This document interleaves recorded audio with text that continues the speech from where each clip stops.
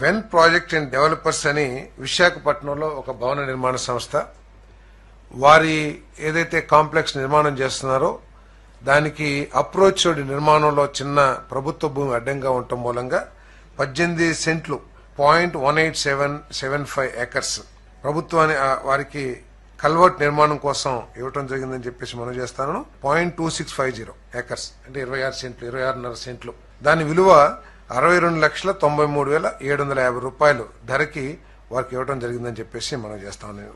అదేవిధంగా తిరుపతి జిల్లా వడమాలపేట మండలం ఎస్వీపురం గ్రామంలోని సర్వే నెంబర్ 428-3లో 0.3 ఏకర్స్ మరియు 12.4 ఏకర్స్ అంటే మొత్తం 12.7 ఏకర్స్ కలుపుకుని మొత్తం 12.7 ఏకర్స్ ని ఆంధ్రప్రదేశ్ టూరిజం అథారిటీ విజయవాడ వారికి బదిలీ చేసేందుకు రెవెన్యూ శాఖ చేసిన ప్రతిపాదనని కేబినెట్ ఆమోదించిందని చెప్పేసి మనం చేస్తున్నాను.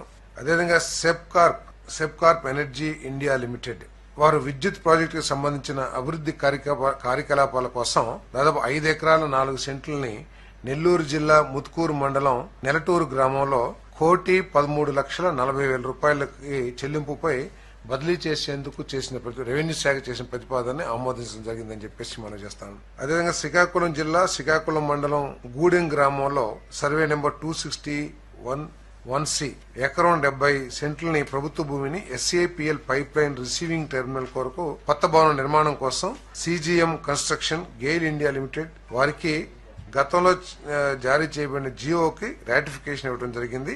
మరి మార్కెట్ విలువ 1,44,808 రూపాయలు చెల్లింపుపై బదిలీ చేసేందుకు చేసిన ప్రతిపాదనని కేబినెట్ ఆమోదించిందని చెప్పేసి మనం చేస్తాను.